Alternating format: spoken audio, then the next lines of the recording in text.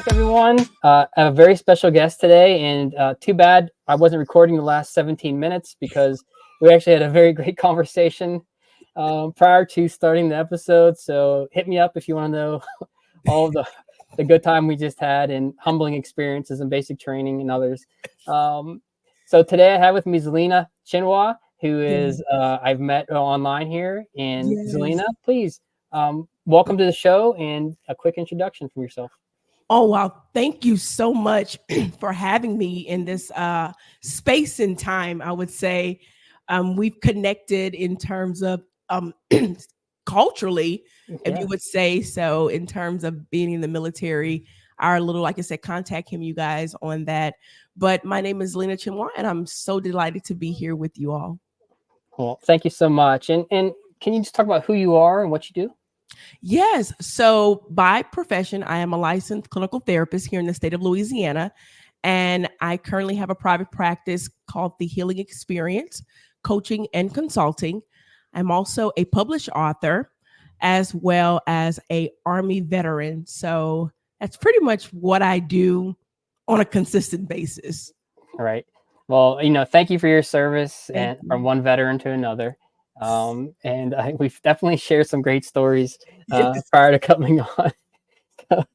and some of we won't share, especially my most humbling experience, which I shared with you. But since you're a licensed social worker and a therapist, I can trust that it stays in your hands. Yes. No, you won't share that story. You have my promise with that. It's confidential, top security. Thank you. So, can you talk about your healing experience that you started? What inspired you to start this, and what it's all about? Oh, wow. Great question. So I guess the thing that inspired me the most was the fact that my mother was a therapist. Mm-hmm. So being raised in a home environment where therapy was the epitome of our household, it was kind of chaotic at times because everything was analytical. Everything was we're going deep into thinking. I'm just like, God, does everything have to be complex? But as a therapist now, I understand. And growing up, I was always a why girl. I always say I'm why. I always question my mom. Well, why is this and why is that? It would drive her crazy. But the inquisitive mindset, literally with the fact that she was a therapist and in the profession, she told me from a young age, I think you will be a great therapist because you always want to know why. It never stops. It gets on my nerve, but I think you could change the world with this why. Yeah. So not only seeing her as a role model, but also just environment in terms of being a part of society and the impact of wanting to help others. And I can thank my childhood for that because my mother was a giving person and always looking out for people that are in need or just anyone with needing a helping hand. So later on after that, I decided to join the service, the military, because my recruiter said it would be a 1 in a million lifetime opportunity. And it was a $20,000 sign-on bonus. But if you're in the service, you know exactly what that means in little black print at the bottom of your contract. And we'll say that for another episode. But I went into the service and that really promoted the understanding of this world is literally a melting pot. And it inspired me to go into the therapy world and advance my practices in terms of understanding that even though we have social problems and challenges, that there could be a positive solution in most aspects. And I do thank the military for that diversity because that exposure helped me to see the world in a different light.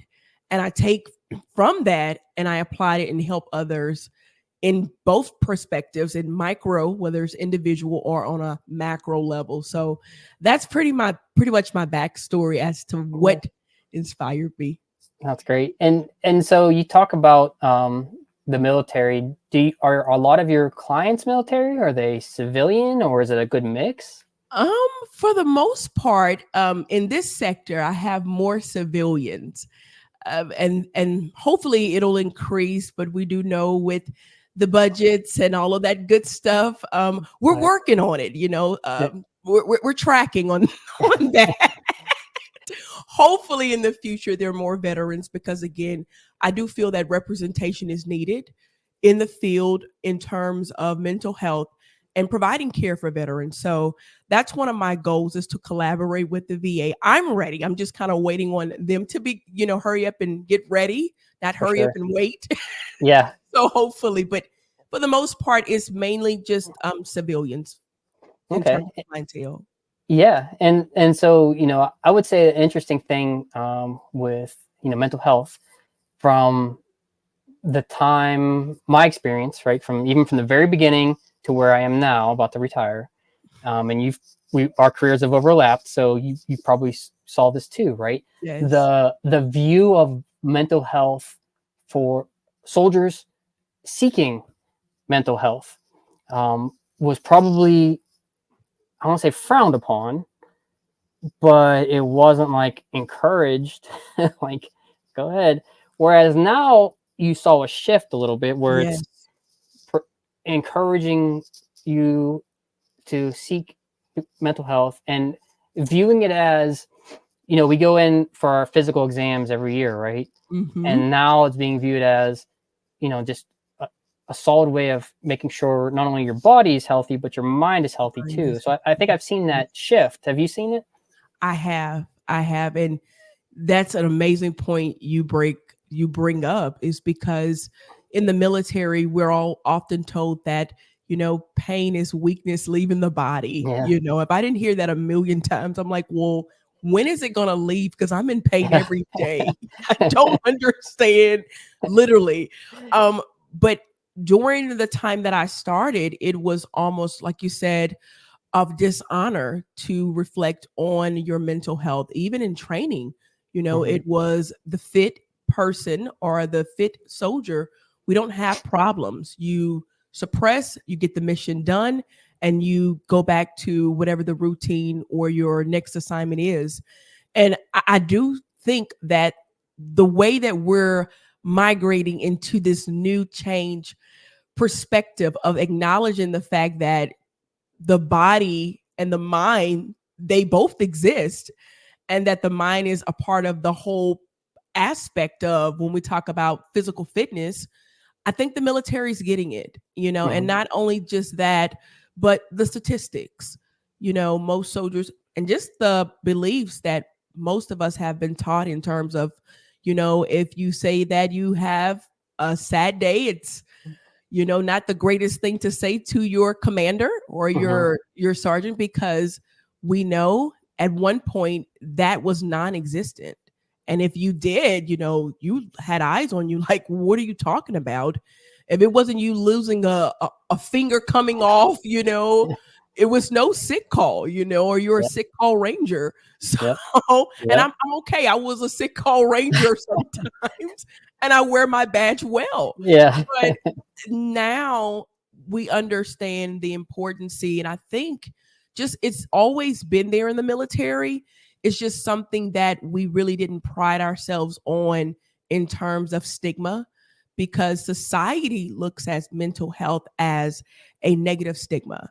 So Mhm. I can only imagine the military, where we're the few, the proud, the brave, the strong, Army One, these different entities of the military, being having a mental moment is literally can be death or life or death, Yeah. so, but they've understood the concept of many soldiers have suffered in silence, and we know what that results to. So I do think that we're on a new wave. I don't know how long it's gonna Yeah. take to get to the promised land, because Yeah. we're walking there now, but hopefully it's soon, Yeah. hopefully. No, I mean, I still remember coming back from my first deployment. This is like during the surge, like 2007, 8, 9 Yeah. window.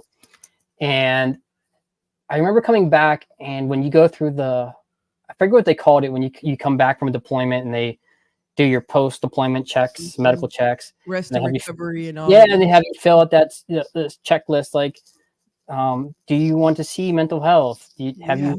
And I remember clicking no or checking no on all Yeah. those because I was afraid that it Yes. would affect my assignment. It would affect, if I got Yeah. all these things.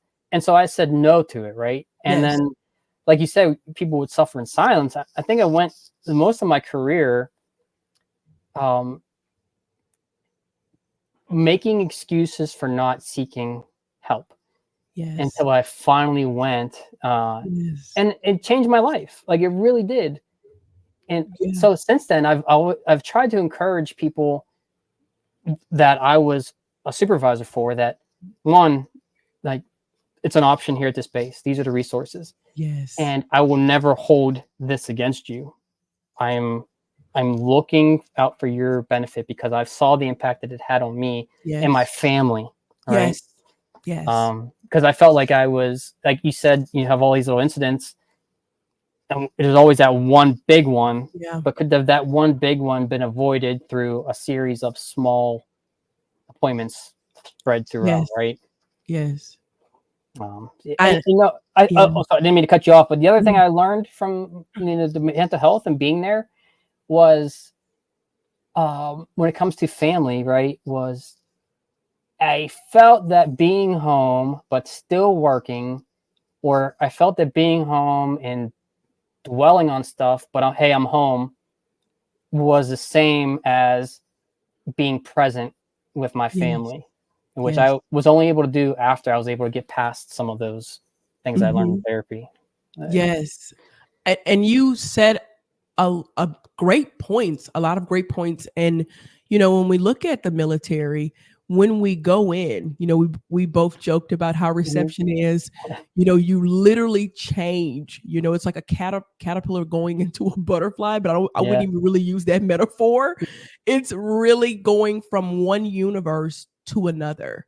Hmm. When you're coming into the service, it is a total mind reset. And like I said to you before, if anyone has won the trophy in terms of reverence and just military bearings and teaching people how to be fit mentally, physically, emotionally, doing above and beyond, the military takes top awards Hmm. because they are prized on the idea of I'm literally building you into a soldier.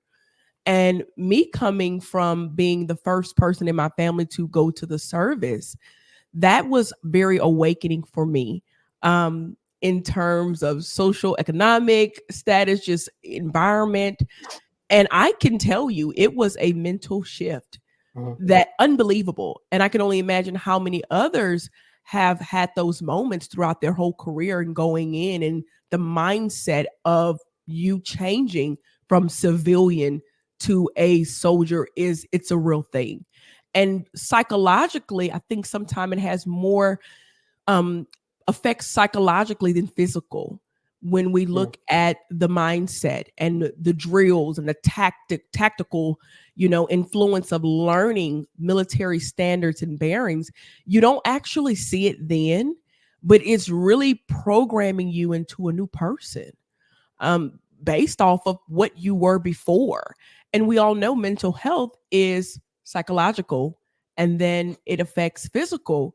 So I can understand why soldiers can have difficulty in going and seeking help if they're in a situation or resources when they find themselves just having anxiety, because we're taught that if we dwell on this possible aspect, this could be actually life or death measures. And you program your mind to say, listen, this doesn't matter. I have to get through this. I have to suck it up. And you do that. And we do it well. And you do it Hmm. robotically, knowingly or unknowingly. It's just mechanically there. But when we look at mental health, we know the mind that takes to it's the same mind that is being reprogrammed, but it's also the same mind that is also humanistic as well. We still have emotions, we still have those feelings and those universal challenges, but the military has a great job of saying, not right now. We don't have time for that right now. If we're on a mission, not right now. And I think mental health is great because if you're in this type of environment and you're under training, I've been told myself, listen, we don't have time for crybabies. And they're right. You know, Yeah. we're in a battle zone or we're training for war. And I think that was the funniest thing, because when I first went to the service, I cried. I remember crying the whole time. I think reception's like 7 days. I cried every day. And my drill sergeant asked, who put you in here? Why are you here?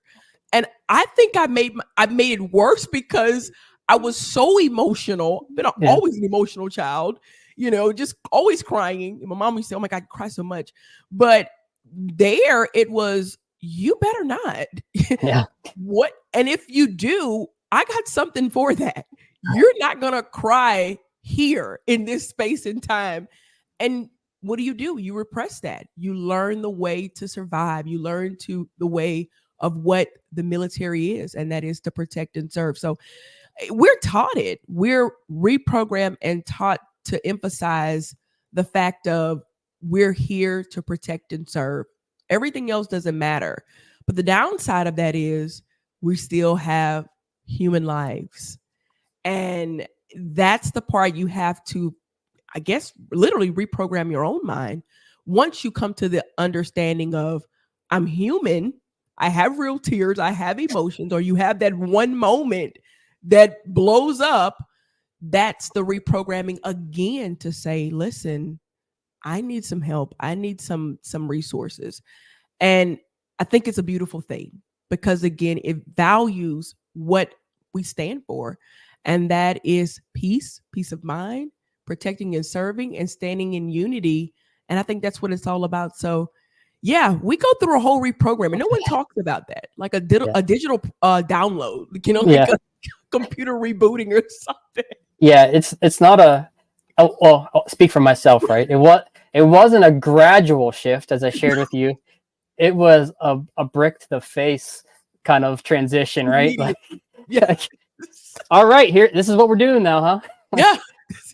It's Okay. no backing out. It's no backing out. You're not getting out of here. And if you are, you're gonna go through heck to get out of here. So you can deal with it. You signed up. I don't know what they told you, but I used to always say, Uncle Sam is my new dad. He's my new dad. I still remember at Fort Benning at reception, when they're talking to you still as, you know, they're drill sergeants, or I think they were drill sergeants still talking to you at reception, but it was like day one and we're just getting off the bus and getting yelled at because we didn't move fast enough. And they said, hey, these next couple days might be rough. If you're planning on running and going AWOL, and he pointed to the back of a parking lot. They had like a white door frame at the back of the parking lot. Like, go through there because that'll take you to the road. If you go that way, you're going to the rifle range and the tank range. And so I was like, oh my God, like people run. And so what am I getting myself into? What do we get into? Yes. Unbelievable. Yeah. Unbelievable. And the great thing about it is it's universal, you know, and you could be in Hawaii. If you served or actively, it's like, oh my God, we laugh and share these moments of profound insanity sometime and how we got through this. And now, and what great thing about it is like you're mentally tough because when you kind of come into the civilian world and you're like, oh my God, y'all are stressing about this. Listen, imagine standing there for 3 or 4 hours, hurrying up and waiting, you know, or getting smoked all day, every day. I don't even know my name. He's screaming in my face. I've mastered sleeping, standing up, literally. It's just like, wait a minute. Okay. I got it. No, for sure. And I think you mentioned something there that I think is important, right? So I think a lot of military, as we transition out, and I'll get to like the business side of it in a second, but I think we are, let's say, some of us, or a majority of us, are terrified of leaving the culture of the military. Yes. We have people who are generally, you know, between a certain age group who are generally healthy, you know, generally fit individuals, generally on the same I won't say think the same way as far as the greater world, but like when you Yes. do a mission, you either there's a checklist or an SOP, and we're Yes. mission focused. Mm-hmm. And also think a benefit to us, though, that on the side of that is that maybe we're afraid of is that leaving that culture. Yes. But I also think that, and we talked about before, I think the diversity that we grow up in the military, Yes. while we might think we will struggle, and I know there's probably some that do, I Mm-hmm. think growing up among people of all different walks of life, different Yes. races, religion, parts of the country, even Yes. some, people who are earning citizenship, right? Mm-hmm. Um, I think it's actually a benefit because I think we maybe have, if we grew up in a situation of stereotypes, Mm-hmm. we've seen firsthand that those don't make sense, right? Or like, Yes. or if they're real parts of different cultures that you can embrace that you wouldn't even thought about in the past. Right. I think that benefits us. Do you see that the same way? I do. I do. And when we're looking at culture and we're looking at unity, the military does a great job with building us together, bringing us together, regardless if you want to or not. You Mm-hmm. know, the day you sign up, all of these thousands and thousands of people are now your brothers and sisters. I don't like it. You don't like it, but y'all need to find a way to get along. You need to find a Yeah. way. And we go through team building exercise, when you first get there, and then everyone's this whole identity in terms of self.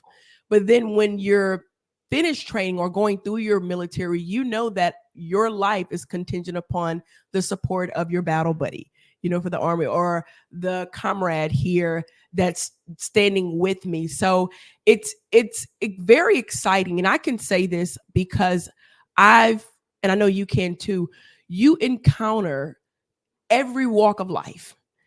And in that moment, our daddy, Uncle Sam, makes us all play nice. We all play nice. It's true. Our daddy is I'm not going to call him that. I'm not going to call him that, but I get your point.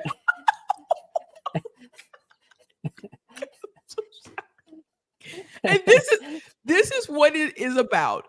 Yeah. We, of all different walks of life, Yeah. can find some unity as well as humor and different expression that gets us through this, because if you didn't have that, it's no way that just being in an environment, just training wise, if you didn't have that sense of connection, whether it was a good day, whether it was a not so good day and it was a crazy day at the range, or just a topsy crazy day, Mm-hmm. it was always your battle buddies. Somebody was going to come and do something bizarre or say something funny. And I never forget, it did some training. I mean, I'm hot. We're in Fort Jackson, Blackson Jackson. I don't even know what they're talking about, but they're known for just training and training, military style. And I was just disgusted. And all of a sudden, here comes my battle buddies coming cracking jokes, and it's not the time. And I'm a laugher.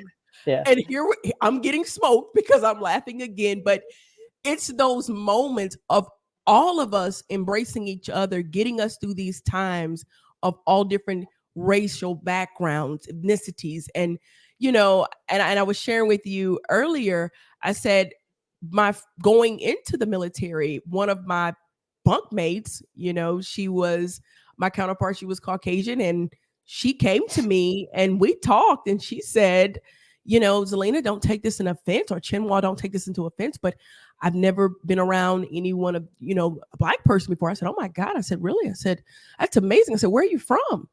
And instead of taking it in any type of notation of a negative, it was a moment for us to literally bond. Mm-hmm. And, and that's the thing, you had no other choice. And it was nothing there in terms of biases, because we had the opportunity to learn from each other. And at the end, I mean, still today, we're so good friends. Met her mom. We crack jokes about seasoning and what we eat down here in Louisiana. Joe, your life. Because Joe and I had this talk. We had this conversation. It's all about the seasoning. It's all Yeah, about the seasoning.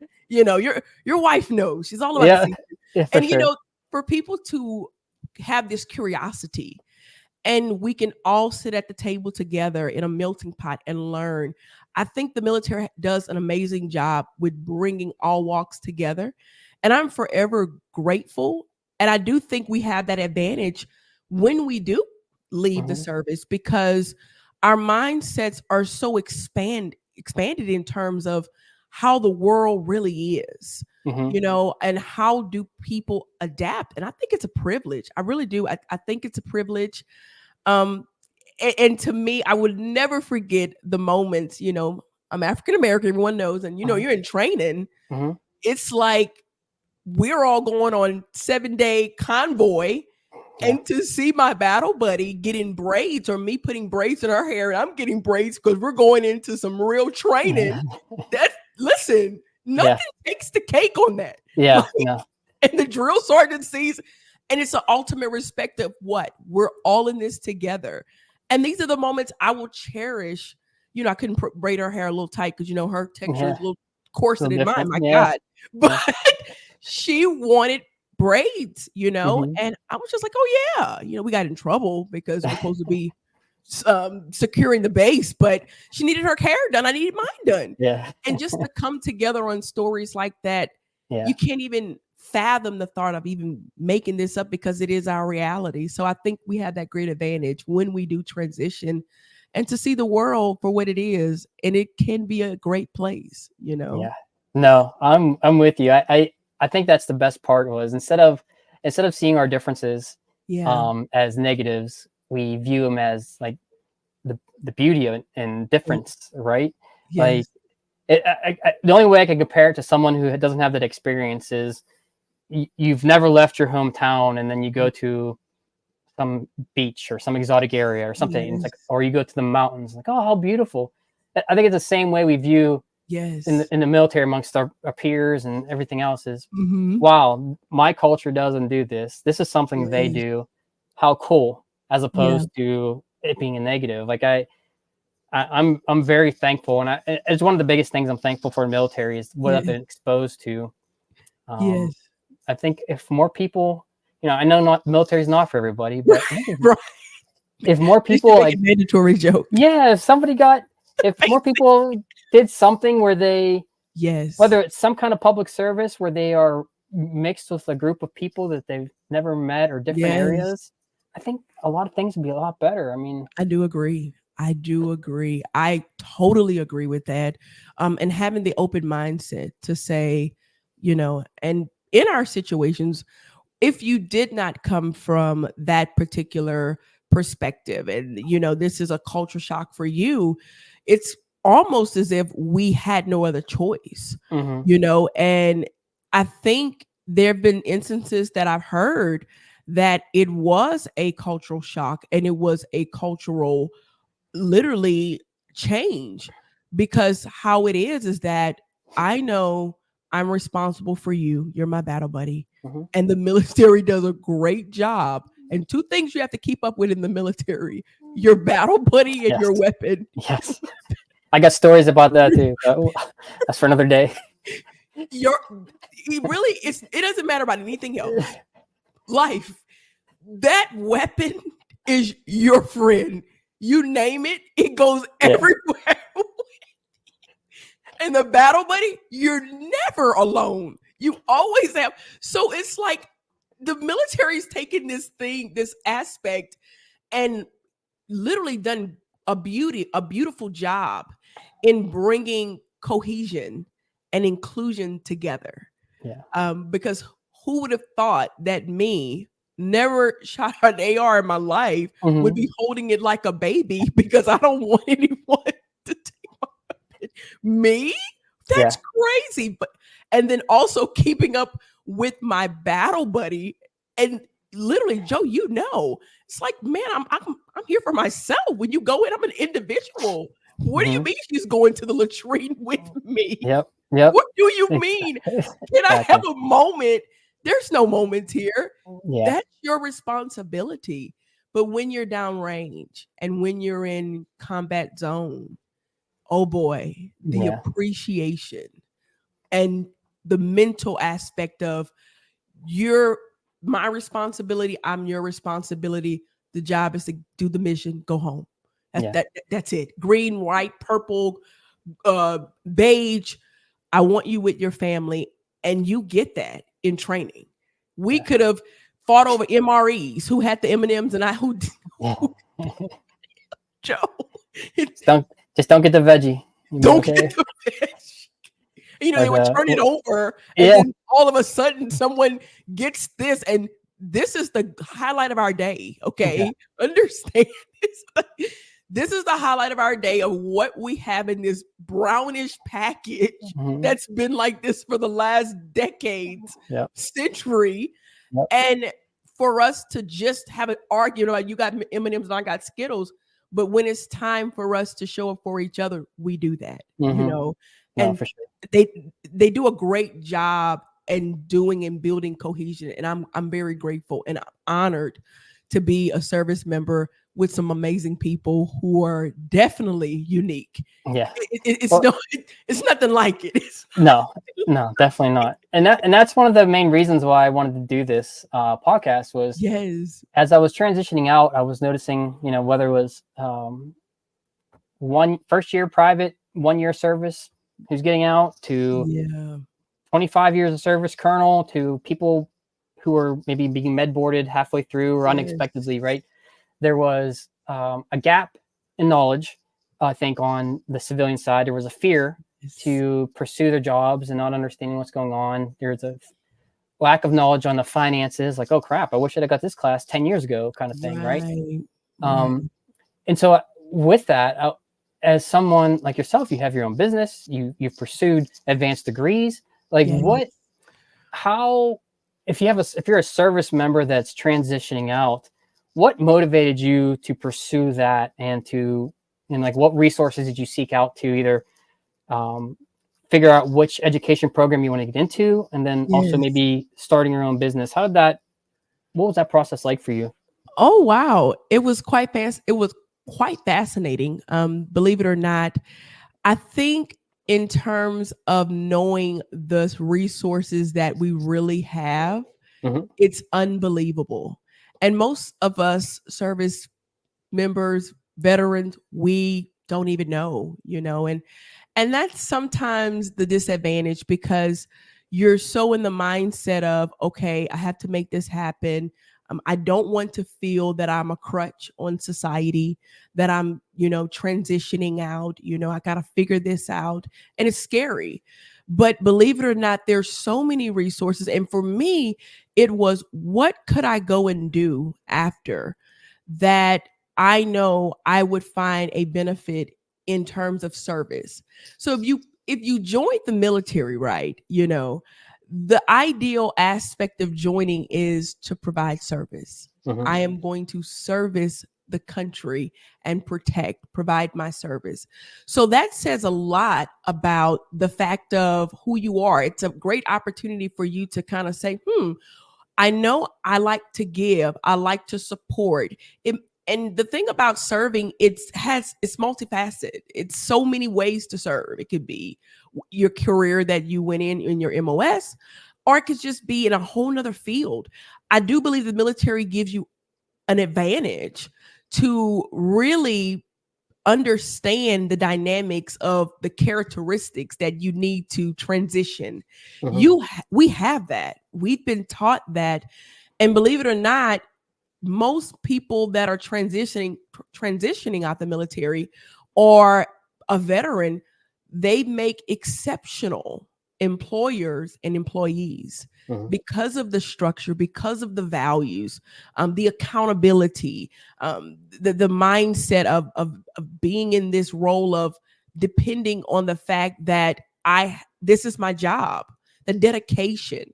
So it's transitioning in a way of finding a new aspect, not necessarily finding a new life, because you're still connected to who you are, who you in the military, but just finding a new aspect in what is it that I can do that I was great at, And how can I transition and still keep that momentum going?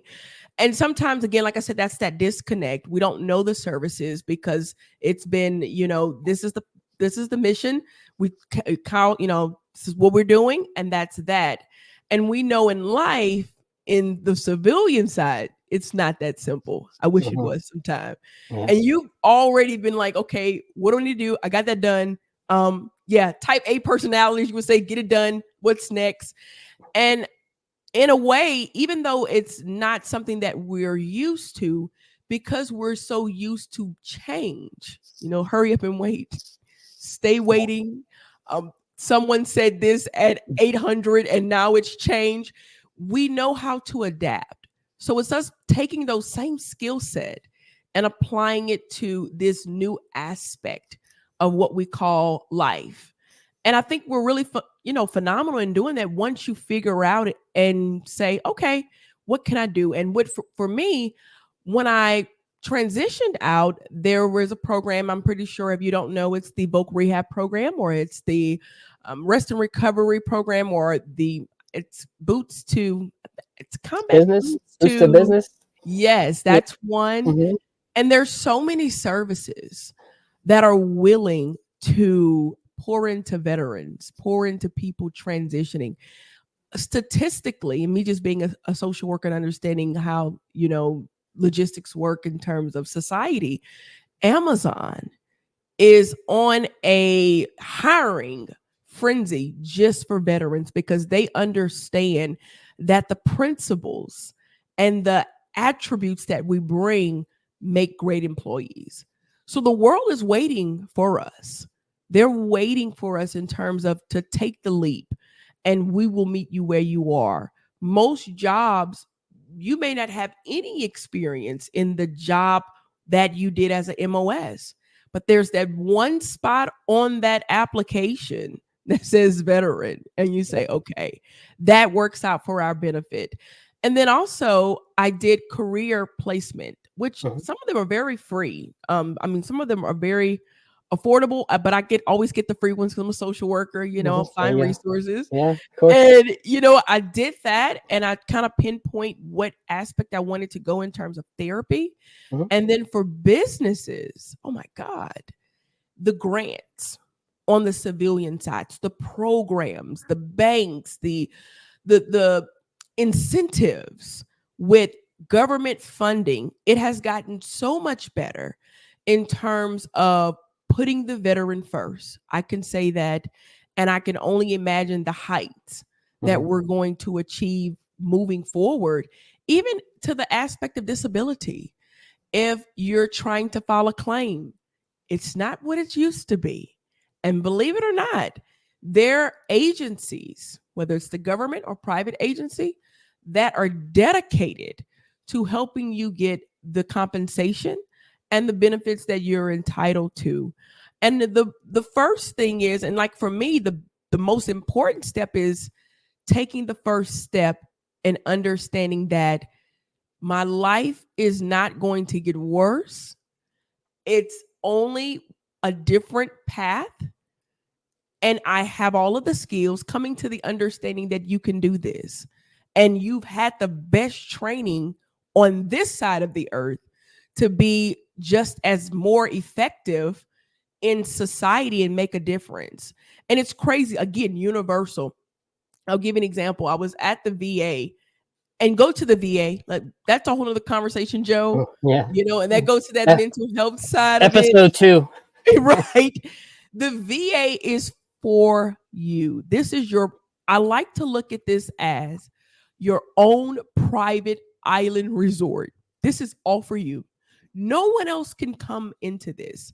But mentally, we've said, sick call ranger. If you say you have an issue, it's still there because that's been psychologically put there for you to get the mission done and stay focused in a tactical mindset.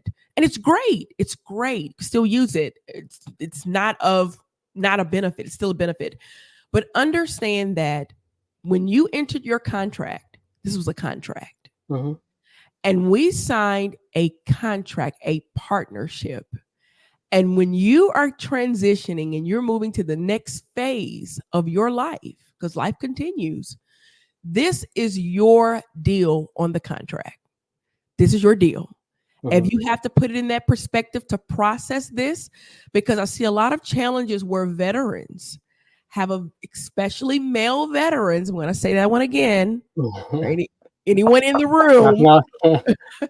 to say, I don't need that. I don't want to feel like a crutch. I'm still healthy. I'm in tip top shape. I don't want to feel that I'm a burden, but I want you to get a different perspective on this. When you when you raised your right hand up, you went into a contractual agreement. You kept your part of the deal.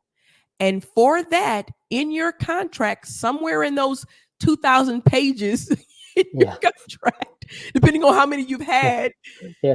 it's written in there. If you do your part, honorable discharge, whatever the contract was, you served your term, then all of these things are given to you because you kept your part of the deal. Mhm. It is not a crutch. This was a part of the deal. If it would say, hey, I'm getting my GI Bill to go to school, I've served, but that was a part of the contract. Understand this. This is not you feeling as if you're taking when you have already given. This was already planned out when you decided to join this amazing aspect that only the few, the proud, the brave are willing to embark on. Feel privileged and say, listen, I got all access. There's a clinic over there just for me. And the great thing about it, there are people in there like me Yeah. having donuts and coffee on Monday, having a blast. Now, the Yeah. services may be delayed. You may have to wait a couple months to Yeah. get seen. Just going to be honest. Yeah. But hopefully in time that will change too. It has with the PAC Act. That in itself, the PAC Act, oh my God, where care was only Monday through Friday, or if you had a veteran hospital, then that was your advantage. But what do I do if I can't find a provider? Well, the Mhm. military has saw a need, and now they have the PAC Act, and you can go to outside providers.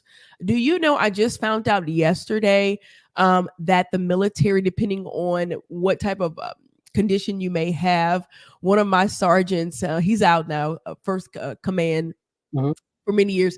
He said, Chinwoh, he said, I had my manicure yesterday, my pedicure. I said, what? He said, well, I have flat feet. And in the service, the Yeah. condition of the boots and not Mhm. wearing inserts. Well, the podiatrist at the VA said that it has been proven that pedicures, because you have to have your you have to have your feet properly manicured, in terms of whatever the condition may be. And the government, the Veteran Association, is paying for manicurists to do his feet That's great. because he has a flat feet or, plantar, that long word. Yeah. And it's Plantar like, fasciitis. yeah, Yeah. I might need that excuse too. right. What? And it's like, wait a minute. They're paying for massage therapy. They're also, and I'm telling you this because I have embarked on these services, and I've literally gotten these services. They're paying for the massage therapy because we understand that PTSD can have physical symptoms, side effects on our body, and the VA is all about holistic care now. Can you believe it? Mhm. So you're telling me the VA is going change, right? Going to give me a massage therapist to that we all know females know they're very expensive, Mhm. but to use as a treatment option, Huh. the change is here. And I just feel that we have to look at it from the perspective of this was a contract, just like anything else. A mortgage. You pay your mortgage to live in your home, to own your home. Right. We kept our part of the deal, just like any other job. You go to work every day, you get your check. Hey, you stay so many years, you get an incentive, a raise. It's a part of the contract. It's a part of the plan, that you signed when you started working. So I think that's for me was I had to get out of my own way and accept the fact that my life was not ending, but it was only changing. And this impact, I can use this for the betterment of me. And I'm going to say this, there's no incentives across the board that is beating Uncle Sam's incentives. None. Housing, VA loans. Listen, it may take a while, but you're used to that. Hurry up and wait. You know about that.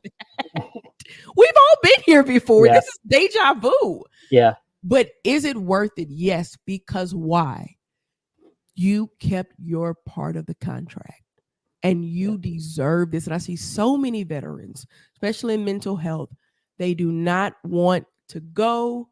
They don't want to do it. And I said, listen, psychologically, I get it, but this was your contract. You did your contract, right? You got out, right? You did everything you're supposed to do. Honorable discharge, what you did your part. So this is your free resort pass to the end of life if you choose to partake on it. And this what you've worked for, whether that's getting a discount on a flight because you're military veteran. It's just our mindset. And I think, with that ego and what we're taught is that this is an entitlement. And we should feel privileged because everyone doesn't get these benefits. Everyone doesn't get free Veteran Day meals on November 11th. And veterans think, oh God, that's that. I'm like, no, there's so many programs. Voc Rehab. Voc Rehab will pay for you to go to school. They will pay for you to go to school. Every state has a Voc Rehab office, but the only way that you'll get these benefits is that you have to stay connected, and staying connected is going to the VA, walking through the doors. Literally, it's not hell, you guys, not yet. Walk through the doors. I'm telling you, it's like a resort. Everyone knows you. They're eating coffee and donuts, drinking coffee and donuts. And it's really almost like a reunion because you're literally communicating with people who are just like you, who signed up to protect and serve. And now it's their turn. So that's what I did. Voc Rehab for most. I had the GI Bill, which was a part of my contract. And then for the second degree, I used the Voc Rehab program. Crazy, right? Yeah. And you say, well, Uncle Sam only pays for the military was going to pay for 1 degree. No, it has certain stipulations on that. In terms of maybe we did a degree plan, it didn't work. Who do you know in the world is willing to say, depending on the situation, to say, okay, all right, let's go back and let's do this. Yeah. So in my field as a social worker, I think one of the biggest things that the advantages is that you're coming back as a civilian and understanding the dynamics of veterans. And because you're in the helping profession, your first job was protect and serve, and now you're serving again. The Veterans Administration want to pour back into veterans because, again, that's who help other veterans. It's the rapport that we have. It's the universal language. So with me and me going private practice, the VA understood, okay, well, in order for her to achieve this, it can't stop at a bachelor's degree. Now we had to go get that in black and white, had to get my resources, my references, everything is supported. You gotta have your documentation, y'all know this. We're all this. Where's your files? Yeah, exactly. You know this. And that was a consideration due to the fact that we want to be in private practice. And in my particular case, the site supervisor or the director met with me personally because I had to go through, the accommodation aspect of why should we consider. And he was a veteran too. And he said, you know what? Someone 25 years told me about this program. It changed my life. Same situation. I didn't know what I was going to do. He said, and it is my job to help veterans because I understand. So it's not that you're just going into a new world all by yourself. We're out here too. Yeah. And it's universal. Literally, I was in the supermarket the other day and someone said to the cashier, "Oh, I'm tracking that." And instantly it's like tracking high speed. Wait a minute. Yeah. Come here, soldier. Come here. So okay. And it's like, a sensor where he's in civilians. He doesn't know me. I don't know him, but just the lingo itself. Yeah. Something gave it away. And I knew, okay, it's here, protecting and serving. And it may not look like the norm of what you were used to for your contract, whether that was 10 years, 1 year, 20 years, but we're out here. We just got different clothes on now and we're still in this together. That's awesome. Well, Zelina, believe it or not, we've been talking for almost an hour. Joe. It went by pretty quick. And I feel like we could, the way we've kind of had our conversation today, I think that doesn't even count the 17 unrecorded minutes either. So we could probably talk all day. Yes. But I think we'll leave it here. And if we got to pick up on a round two, be more than happy to talk again. But thank you so much for coming on. I think what you're doing is so important, and the inspiration that you're providing to people out there, especially as they go through the people who are coming to you for any kind of mental health and life changing, seeking help, but also the motivation and inspiration you provide for the veterans who are leaving the service. Thank you. That they can pursue education, their careers, and it's so important. So thank you so much for everything you do, and thank you so much for coming on the show. I'm honored. Thank you so much. All right, thank you. And